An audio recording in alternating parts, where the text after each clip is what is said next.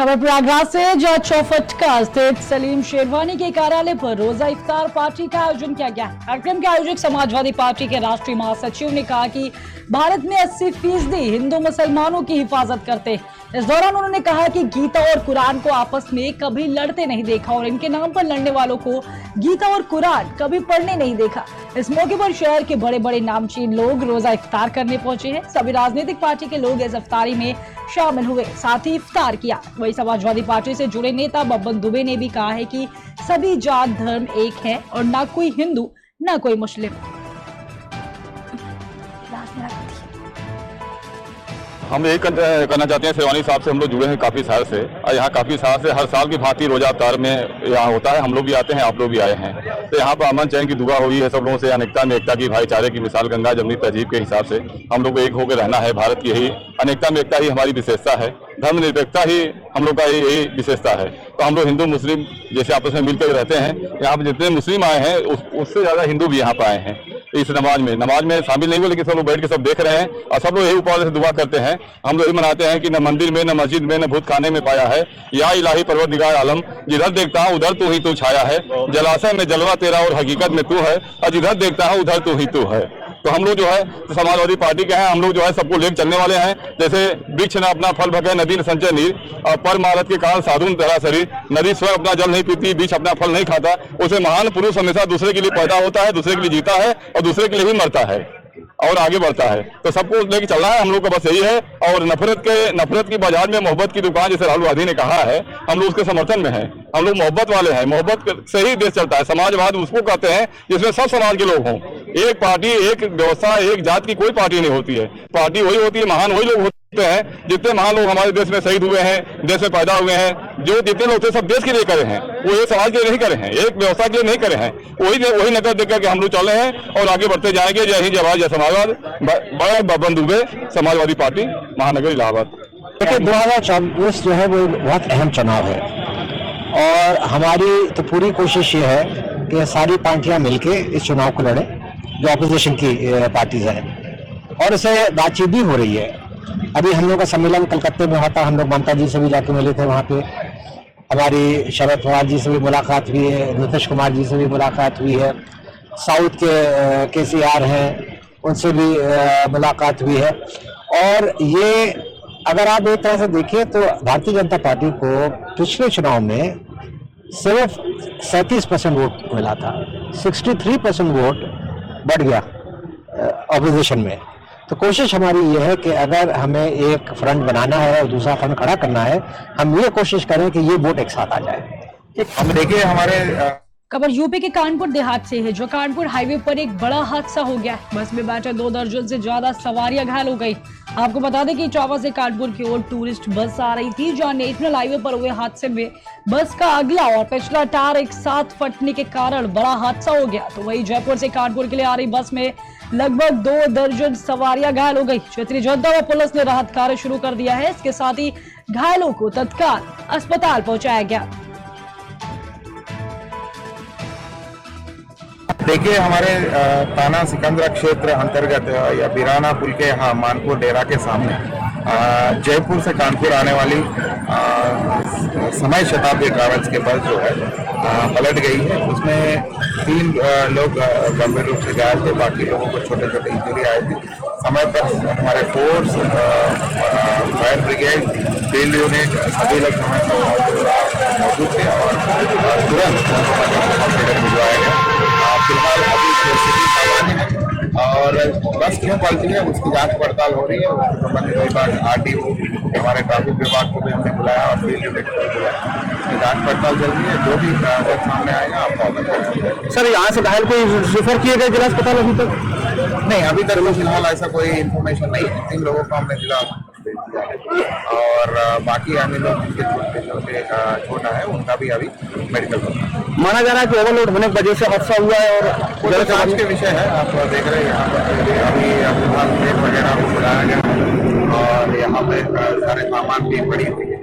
जो भी मतलब RTO विभाग और अन्य विभाग जितने भी सक्षम विभाग है जो भी जांच करके देंगे उसके आधार पर। देखिए हमारे थाना सिकंदरा क्षेत्र अंतर्गत या बिराना पुल के यहाँ मानपुर डेरा के सामने जयपुर से कानपुर आने वाली समय शताब्दी ट्रैवल्स के बस जो है पलट गई है। उसमें भारतीय जनता पार्टी खबर झारखंड के रांची से, जो खलारी में 11 अप्रैल को झारखंड राज्य सचिवालय घेराव और राज्य सरकार की विफलताओं को उजागर करने के लिए कार्यक्रम का आयोजन किया गया है। वही ज्यादा से ज्यादा कार्यकर्ताओं की उपस्थिति को लेकर झारखंड प्रदेश भाजपा अध्यक्ष और राज्यसभा सांसद के साथ कांके विधानसभा विधायक खलारी कोयलांचल स्थित डकरा सरस्वती शिशु विद्या मंदिर विद्यालय पहुंचे।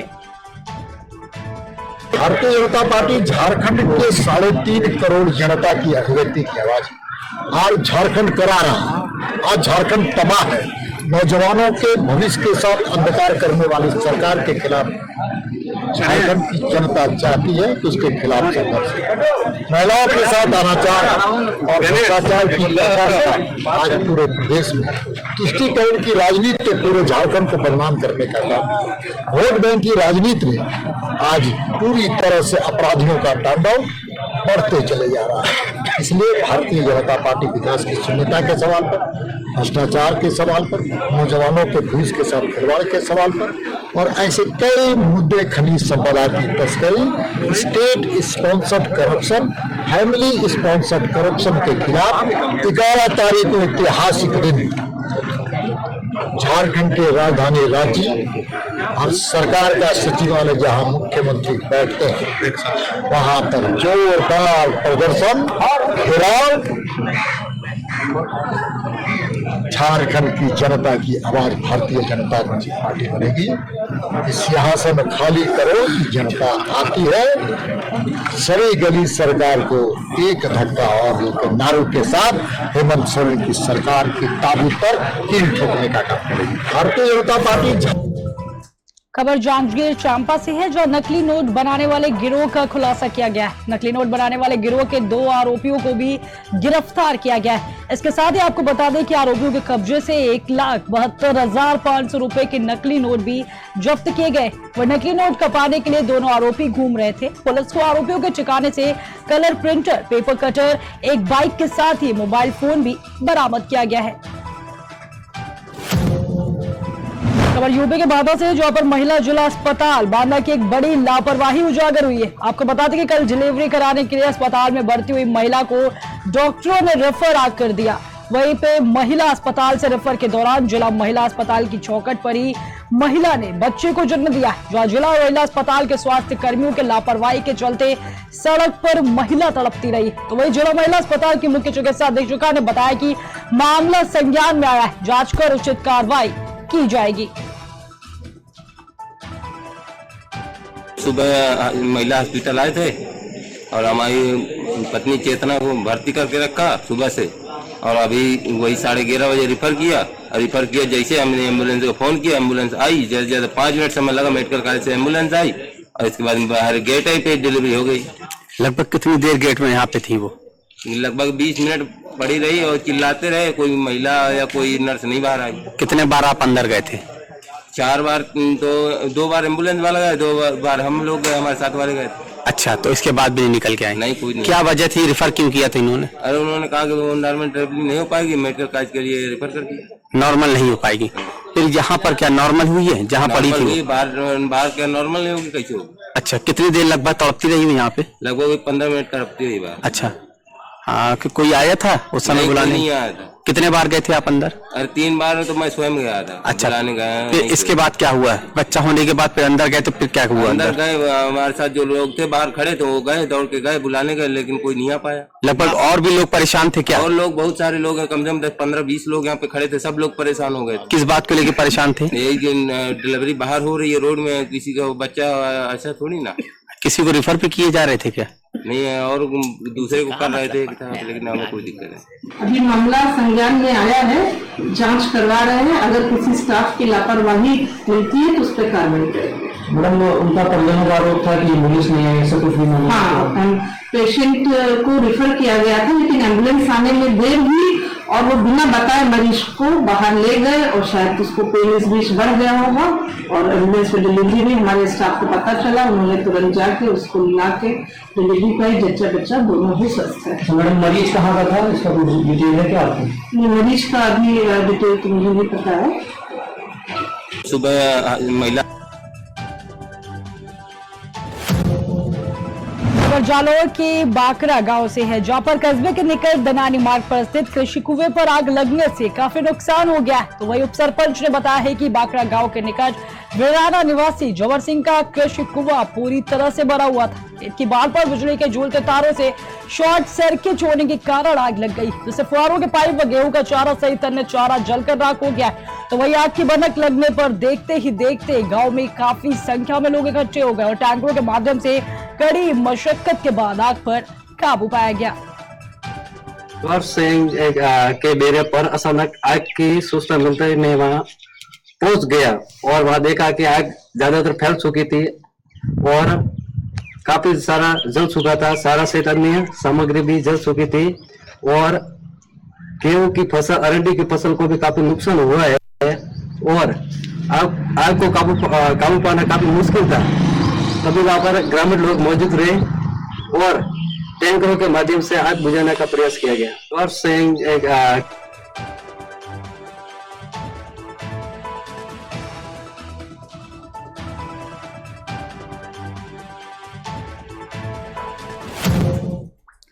बरसाठी से जो पुलिस ने चोरी के आरोप में एक युवक को गिरफ्तार कर जेल भेज दिया। गिरफ्तार आरोपित की पहचान नौतन थाना क्षेत्र के बैंकुटवा गांव निवासी मुन्ना हाजरा के रूप में की गई है।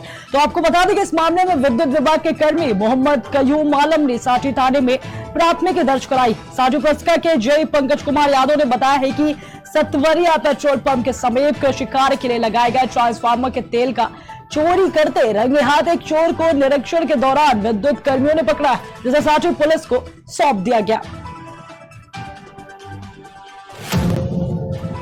झारखंड के बोकारो से जो पर देश में कोरोना के बढ़ते मामले को देखते हुए कोरोना वायरस से जंग स्वास्थ्य विभाग कोविड बचाव को लेकर आज बोकारो के सदर हॉस्पिटल में मॉक ड्रिल का आयोजन किया गया। इस उद्देश्य से आज और कल को जिले के सदर अस्पताल सहित सभी प्राथमिक स्वास्थ्य केंद्र में कोरोना से तैयारी को लेकर मॉक ड्रिल किया गया है। तो वही mock drill oxygen plant, oxygen concentrator, oxygen cylinder, आवश्यक दवा बेच की उपलब्धता सहित मॉक ड्रिल किया गया। जैसे पूरा देश पर जो है कोविड केसेस बढ़ते हुए को देखते हुए कल स्वास्थ्य विभाग के द्वारा वीसी में दिए गए इंस्ट्रक्शन के आलोक में आज सदर हॉस्पिटल बोकारो में कोविड-19 को लेकर के क्या क्या प्रिपरेशन है उसको देखने के लिए एक मॉक ड्रिल का आयोजन किया गया था, जिसका मुख्य उद्देश्य है कि हम लोग कितने प्रिपेयर्ड है, अगर एक्सीडेंटली केसेस इन केस बढ़ता है तो हम लोग कितना तैयारी अपना सिद्धित करके रखे, उसका एक झलक था। और मुझे पूरा उम्मीद है कि हमारा प्रिपरेशन और थोड़ा आगे बढ़ करके हमारा जो आगे वाला इनके कोविड केसेस बढ़ेंगे तो हम लोग सतर्क रहेंगे और तैयारी पूरा रहेगा। भारत सरकार और राज्य सरकार के निर्देशानुसार आज कोविड-19 का मॉक ड्रिल फिर से किया गया और भले ही कोविड को दस्तक दिए लगभग 3.5 साल हो गए, लेकिन इसका खतरा पूरी तरीके से टला नहीं।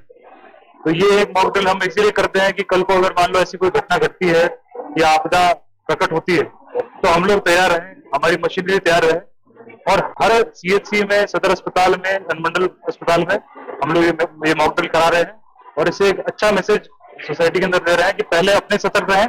और क्योंकि कोविड को सब लोग देख चुके हैं कि इसमें जैसे ही आपको टेस्टिंग करानी है, टेस्टिंग होने के बाद अगर पॉजिटिव आते हैं तो आइसोलेशन में जाना है, तबीयत खराब होने पे, ऑक्सीजन लेवल डाउन होने पे आपको हॉस्पिटल में एडमिट होना है। और हॉस्पिटल को भी निर्देश दे दिया गया है कि अपने जो ऑक्सीजन की कैपेसिटी, क्योंकि हमारे यहाँ तो पीएसए प्लांट है तो कोई दिक्कत नहीं है, बाकी प्राइवेट हॉस्पिटल्स के अंदर भी अपने सिलेंडर्स की कैपेसिटी को अपना इंस्टॉल करके रखें। जरूरत पड़ने पे एक साथ एकजुट होकर हम लोग इस बीमारी का निपटारा करें। जैसे पूरा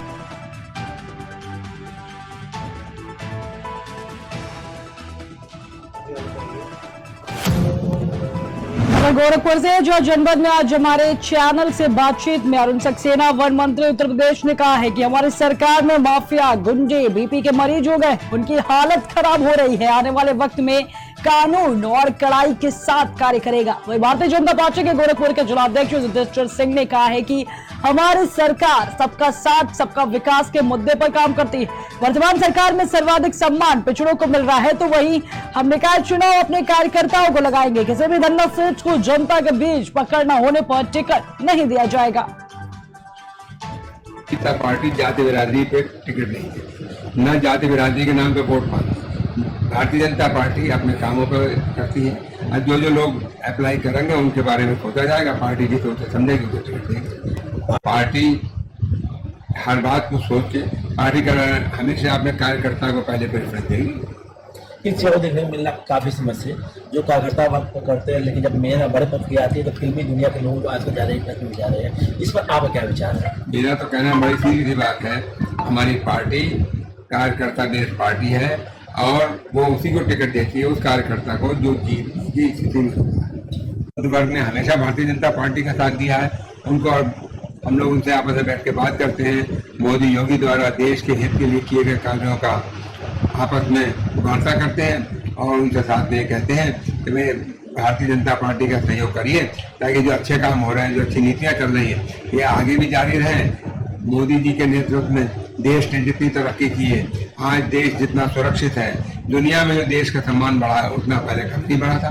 इसी तरह से योगी जी के नेतृत्व में हमारे उत्तर प्रदेश में जितना अच्छा लॉ एंड ऑर्डर है, जितना डेवलपमेंट है, जितना विकास कार्य है और हर चीज में हमारा प्रदेश बहुत तरक्की कर रहा है, यही से उसी बारे में वार्ता की गई। कार्यकर्ता को लड़ाएंगे, उनको जिताएंगे, इस पे आप विश्वास करिए। अनारक्षित न सामान्य है, न पिछड़ा है, न एससी।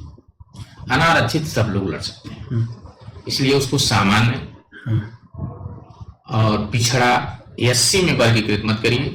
अनारक्षित है, समाज का हर व्यक्ति लड़ सकता है। पार्टी जाते खबर बोकारो से, जहां पर जिले के विधायक के आवासीय कार्यालय के समीप मैदान पर स्वर्गीय समरेश सिंह की स्मृति में आयोजित दादा चैंपियन क्रिकेट टूर्नामेंट का फाइनल मुकाबला संपन्न हुआ है। देवी दादा चैंपियंस ट्रॉफी में फाइनल मुकाबला बरकामा और मोहनपुर के बीच खेला गया, जिसमें मोहनपुर की टीम ने 158 रन बनाकर जीत हासिल की, तो वही बरकामा की टीम ने 143 रन बनाए। विजेता टीम के कप्तान को विधायक ने 1 लाख का चेक और ट्रॉफी कप देकर सम्मानित किया है, तो वही विजेता टीम बरकामा को 50,000 का चेक और एक ट्रॉफी देकर पुरस्कृत किया गया। इसके साथ ही विधायक ने कहा है कि चंदन कियारी विधानसभा क्षेत्र विकास के पथ पर चल चुका है। बुनियादी जरूरतों के साथ साथ खेल के क्षेत्र में भी प्रतिभावान खिलाड़ी देश स्तर पर नाम रोशन कर रहे हैं है और सफलतापूर्वक संपन्न हुआ है। 32 टीमों का यह मुकाबला 12 साल पहले 13 साल पहले प्रारंभ हुआ था, जब दादा सशरीर थे, उन्हीं के सम्मान में हम लोगों ने किया था। लविंग लेजेंड है हम लोग के आदर्श है, उनको ही आदर्श मान करके हम लोगों ने टूर्नामेंट उन्हीं को समर्पित था। आज उनके बिना ये टूर्नामेंट हो रहा है और आप देख सकते हैं कि इसकी पॉपुलैरिटी कितनी है। 32 टीमें खेलती हैं, यहाँ खेल को ही पहले प्राथमिकता दे करके ही हमें खेला जाता है। चूंकि ये ग्राउंड वो बन रहा है, इसलिए आज इस ग्राउंड में हम लोगों ने वैकल्पिक व्यवस्था में टूर्नामेंट कराया। हजारों दर्शक आए और बहुत ही नजदीकी मुकाबला में बारकामा को हरा करके मोहनपुर ने जीत हासिल की है। दोनों ही टीमों को बधाई, क्योंकि 32 टीम सभी स्ट्रांग टीमें थी, उनसे मुकाबला करके नॉकआउट मुकाबला है। कोई नॉकआउट मुकाबला में यहाँ तक का सफर तय करना और इतने अच्छे तरीके से इसको खेलना बहुत नजदीकी मुकाबला रहा और इस मुकाबले में जीता है। दोनों ही टीम को बधाई है, मोहनपुर को जीतने के लिए और उपविजेता बारकामा को भी बधाई। प्रमुख जयदेव और सभी लोग, पार्टी के लोग भी सभी लोग आए हुए हैं, सभी को बधाई है, सभी को धन्यवाद है। अगले वर्ष इससे भी अच्छा करने का कोशिश करेगा चंदन कैरी। सबका सहयोग मिले तो और भी टूर्नामेंट को आगे लेके जाएंगे। देखिए, ये उपयोगी इस लिहाज से है कि भाई कम से कम कुछ नहीं हो तो भाई लोग स्वास्थ्य के प्रति अवेयरनेस तो हो ही सकते हैं।